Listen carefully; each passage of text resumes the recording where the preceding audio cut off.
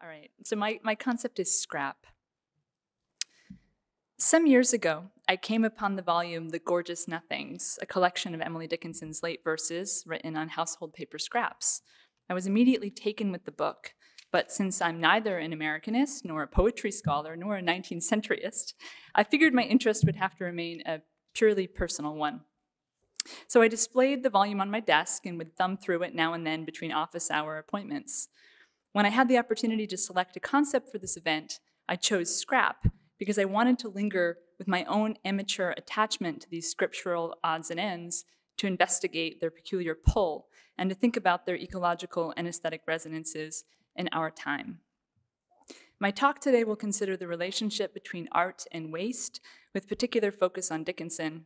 I'll turn in the second part of the talk to a different kind of scrap work, contemporary visual art made in the medium of oceanic debris, or sea drift. We'll see what sort of connections emerge between these seemingly incommensurate modalities of salvage. Part 1, Dickinson's scrap poetry. Between about 1870 and her death in 1886, Emily Dickinson wrote hundreds of verses and stray lines in pencil on a variety of household paper bits. These included torn paper bags, prescription blanks, recipes, a home insurance company memo tablet, newspaper clippings, grocery lists, chocolate wrappers, advertising flyers, the backs of telegrams, pages ripped from law books, invitations, wallpaper, concert programs, and so on. She was especially keen on envelopes, which she invariably reshaped, unfolded, unsealed, cut, and flipped. This is a very partial collection of her many envelope poems. I locate Dickinson's scrap in a conceptual constellation encompassing queer ecology, the everyday, craft work, amateurism, minimalism, and making do. I'm especially concerned with how the intimate connection between text and detritus can help us to rethink the uses of close reading. Why attend to smallness? Why dilate on the jagged edges of a thing or a verse at a time of ecological exhaustion? How might the scrap's underwhelming, leftover quality elucidate the phenomenon that anthropologist Anand Singh has called the patchy Anthropocene?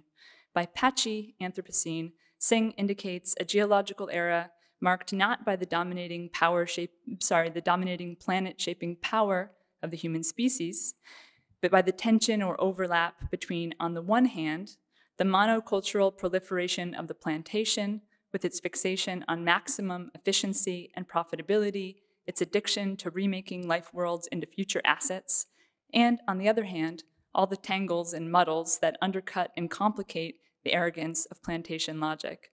To treasure the scrap is to seek out other, slower ways of making and imagining.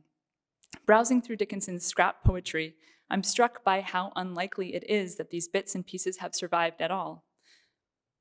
Such scraps offer a model of a different kind of living on and living after, not heroically, but quietly and against the odds.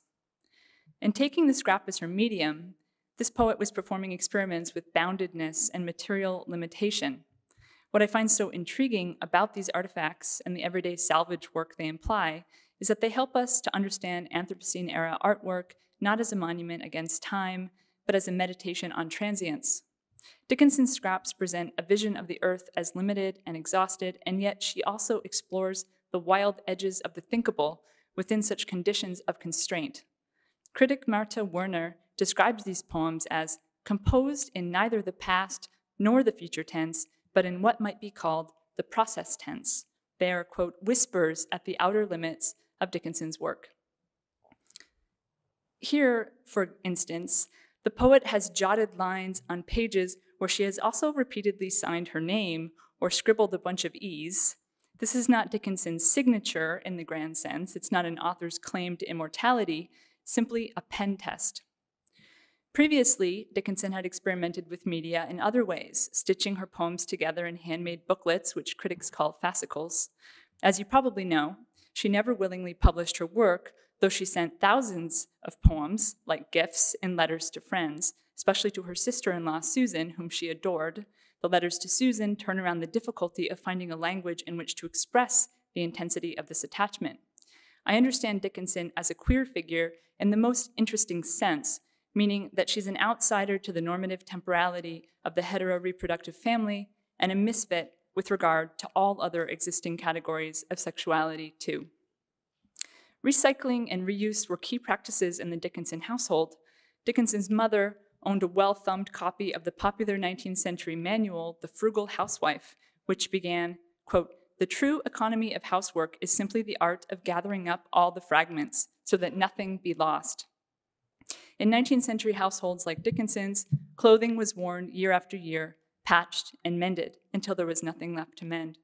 This treasuring of scraps structures Dickinson's poetics as well. According to critic Deneen Wardrop, Dickinson composed verses on all manner of household leftovers as a matter of frugality. I argue, however, that beyond questions of economy, Dickinson was aesthetically drawn to remainders. The Dickinsonian scrap bears a family resemblance to the more familiar and prestigious romantic fragment. The romantic fragment is isolated, alienated, exiled. It gestures toward a lost totality, standing as a nostalgic marker of a whole that cannot be attained. The scrap, by contrast, has nothing to do with solitude or totality.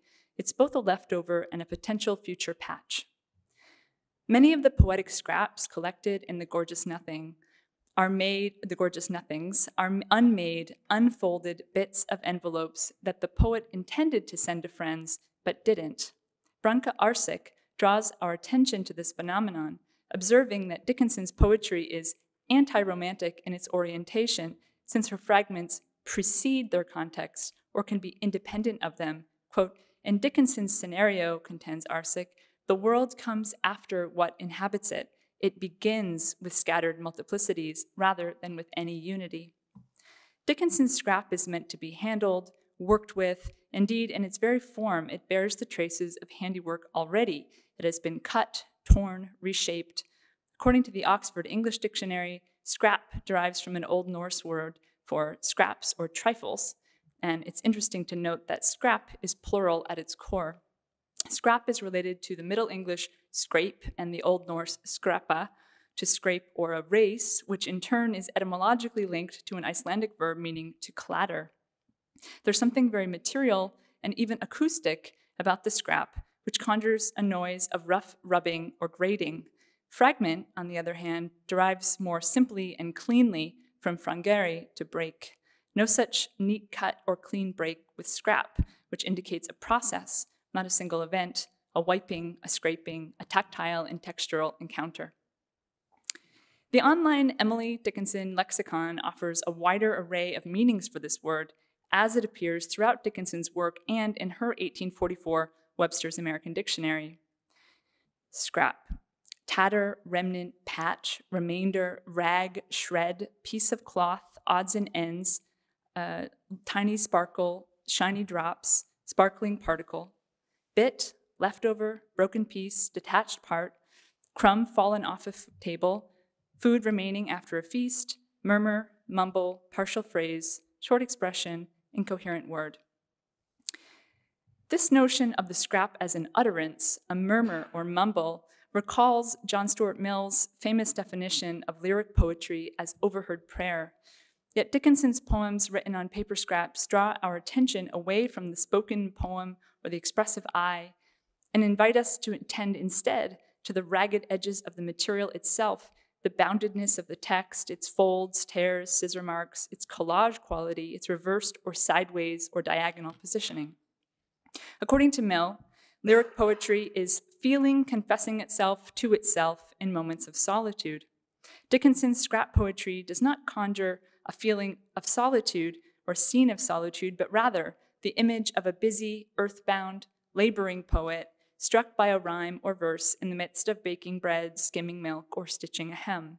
"A woe of ecstasy," reads one scrap. "Revised to retrospect," another.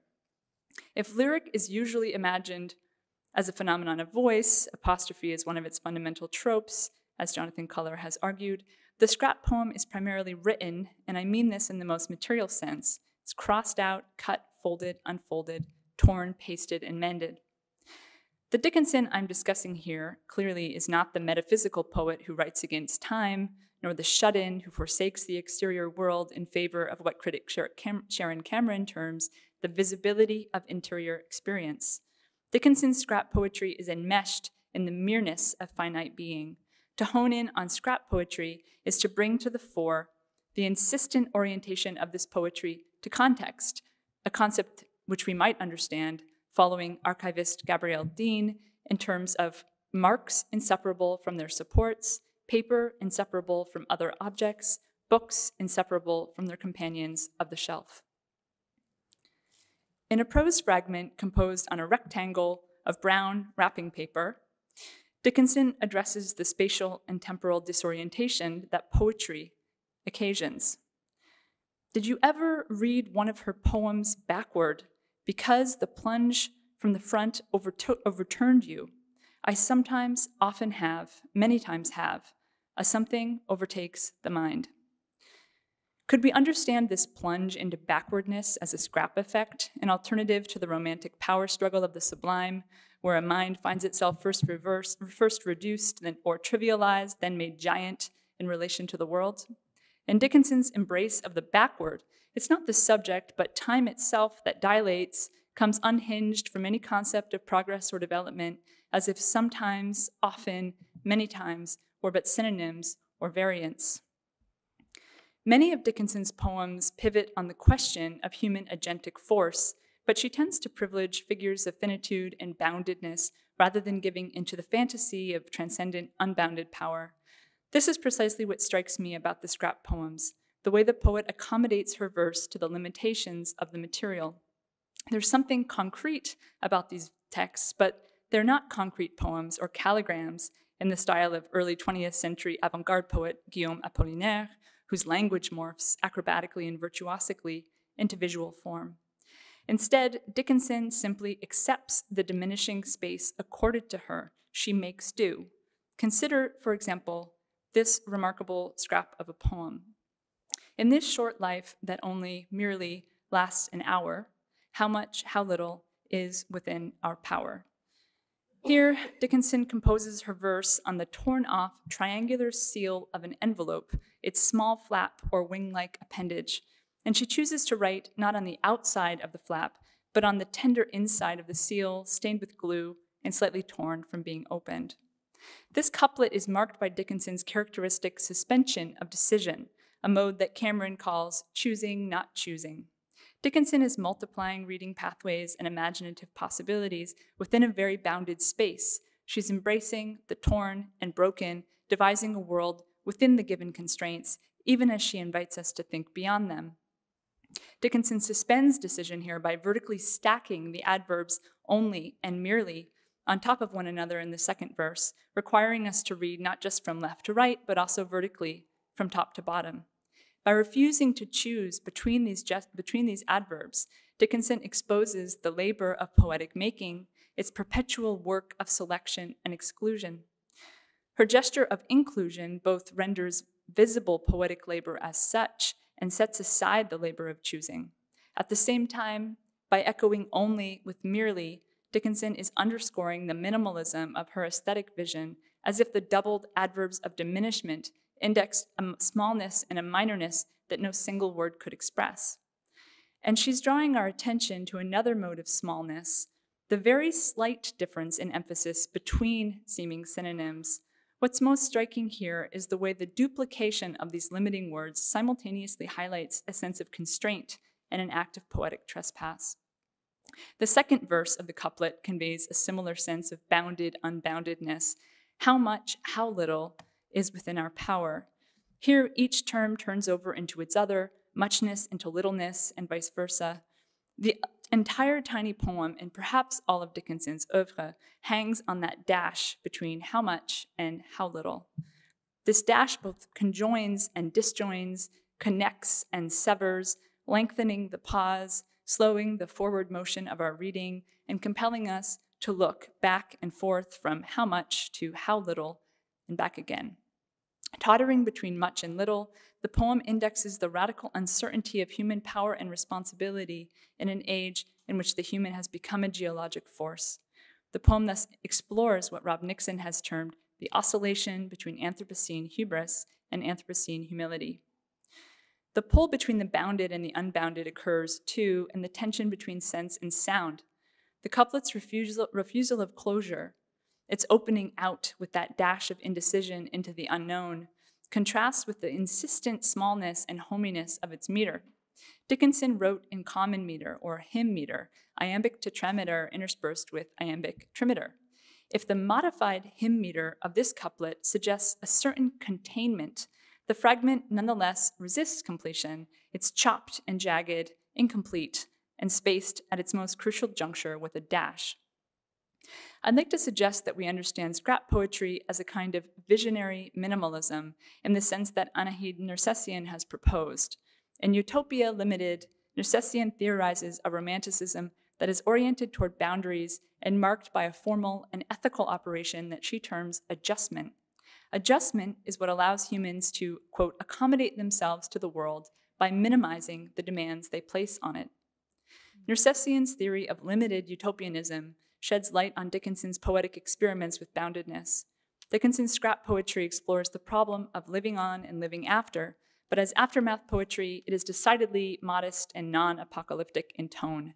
This is not about the grandiose melancholy of late style a la Beethoven, which Adorno theorizes as furrowed, ravaged, and catastrophic.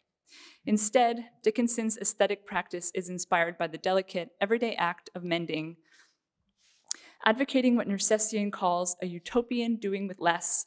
Dickinson simultaneously abdicates and multiplies possibilities. Her scrap poems scale back, restrain, and fit themselves to the given conditions, modeling a poetic making do that speaks to us still today, perhaps more intensely than ever before. And now for the second part of the talk called Tide Rack, which will be kind of different. So I know that this is the literature edition of political concepts, but because Dickinson takes us to the very edge of the lyric, to the place where poetry becomes matter and vice versa, I want to share with you another instance of scrap-based art, one that is more explicitly ecological in orientation. 20th century art is, of course, full of trash. One thinks immediately of Cubist collage and Dada ready-mades, as well as of many specific artists who fixated on the aesthetic uses of clutter, from Joseph Cornell to Thomas Hirschhorn. I'm going to focus on an example that may be less familiar because I think it offers a contemporary meditation on the sort of bounded unboundedness or visionary minimalism that is so compelling in late Dickinson. Photographer Mandy Barker specializes in flotsam. Her 2012 photographic series, Soup, presents plastic sea drift gathered from the world's beaches, including a constellation of oceanic scraps that marine creatures tried and failed to ingest. One is as struck by the teeth marks that reshape these industrial objects as by the composition of the photograph, which makes the debris appear to float like some strange interstellar assemblage. Replete with objects we can't quite identify, only a toothpaste tube is recognizable, the picture presents the indigestible detritus of late capitalism via an aesthetics of fray and rough edges. Barker is playing here with the incommensurability between her subject matter and its dazzling arrangement. But what is most arresting in Soup is how the weird temporality of plastic and its chemical resistance to breakdown, its capacity to linger on in an eerie afterlife in flagrant disregard for its supposed disposability, contrasts starkly with the transience, vulnerability, and worrisome absence of the creatures whose bite marks are on display. These plastic debris are uncanny fossils, imprinted with absent life. Although the field of floating detritus spills beyond the edges of Barker's picture, the effect of Soup is not one of oceanic immensity, such as Timothy Morton ascribes to those industrial hyper-objects whose imperviousness to finitude boggles the mind. Rather, one notes the minute delicacy of Barker's floating objects, each with its own textural particularity. In this regard, Barker's tide rack aesthetics resonates with Emily Dickinson's scrap work. In their availability to continual recomposition, the photographer's flotsam, like the poet's reused envelopes and paper bags, exposes art as a process of unmaking as well as making. Gathering such things into a collection is not a heroic gesture, but a humble one. Indeed, in Soup Refused, the artist is akin to the creatures, unlikely collaborators who gnaw and reshape these odds and ends. Still, there's a grim side to Barker's gorgeous display and a crucial difference between art made of paper scraps and art made of plastic. Expressing the, quote, untranscendable materiality of fossil capitalism more than any other product or byproduct, as Thangam Ravindranathan and Antoine Trenel aptly put it, plastic has been described as a chemical sponge that endangers not only the lives of the creatures who ingest it, but the entire marine food chain. Given that plastic is a toxic pollutant and that its weight in the sea is projected to exceed that of fish by 2050, the viewer is likely to regard Barker's interstellar arrangement of half-chewed colorful fragments with a mixture of aesthetic delight, bewilderment, and grief. Envisioning the trajectory of this sea drift requires us to ponder multi-directional, overlapping, and incongruous concepts, including supply chains, cargo and shipping logistics, marine zoology and oceanic currents, the unearthly petrochemical lifespan of plastic and its intangible toxins, the coastal paths and beaches that the photographer has wandered in search of such waste, and even the materialities and honed techniques of the photographic medium, not to mention the digital webs and transit routes that hold and transmit the online image. If the modernist avant-garde rallying cry, "Make it new," unwittingly anticipated the rapid-fire, just-in-time logic of great acceleration, commodity production, and consumption, the residual quality of tide rack art opens onto a different temporality, a strange layering of evanescence and endurance. Barker's profuse constellation of inedibles exemplifies the phenomenon that eco-critic Margaret Ronda calls the remainder, a byproduct or obsolescent commodity that exposes the indistinction of natural and historical phenomena amidst the processes of capital accumulation. As remainders, Barker's constellated sea drift and Dickinson's paper scraps invite reflection on ecological limits and on the nearly unfathomable metamorphic lifespan of matter. This soup of nibbled toothpaste tubes, like those repurposed pen tests, is an offering at once homely and outlandish. Despite the gravity of its subject, I find Barker's assemblage extremely beautiful, maybe too beautiful. In her recent work, Barker has turned more decidedly toward an ethos of imperfection. In 2019, for instance, she built a camera out of sea trash and used it to photograph stuff that washed ashore on Henderson Island in the South Pacific, a site known to have the highest density of plastic rubbish anywhere in the world. Here, for instance, Barker has used that makeshift camera to create this overexposed photograph of some recovered shipping rope, which looks almost animate with its monstrous fibrous knots. Like a dash in a Dickinson poem, this found rope is a tether set adrift, floating free from the usual bonds. Although she's a professional, in photographs like this one, taken with a scrappy camera, Barker cultivates a practice of amateurism. In her 2017 book, Beyond Drifting, Imperfectly Known Animals, Barker takes inspiration from the look of 19th century zoological manuals, presenting specimens of marine plastic debris as if they were plankton or other microscopic samples. In these miniature, blurry pictures, Barker plays with constraint by limiting herself to faulty cameras and out-of-date film. Imperfection is at the heart of this project. Barker notes that she wanted imperfection to run not just through the idea stage, but through the research, final outcome, and technical processes as well. In her photograph of a pram wheel here, or of a six-pack plastic yoke, we squint to make out the form of a familiar household thing, now luminescent and alive, but also grainy and imperfectly rendered. Barker's embrace of imperfection recalls Dickinson's tendency to amass variations without choosing among them. It resonates, too, with the 21st century critical turn toward weak theory.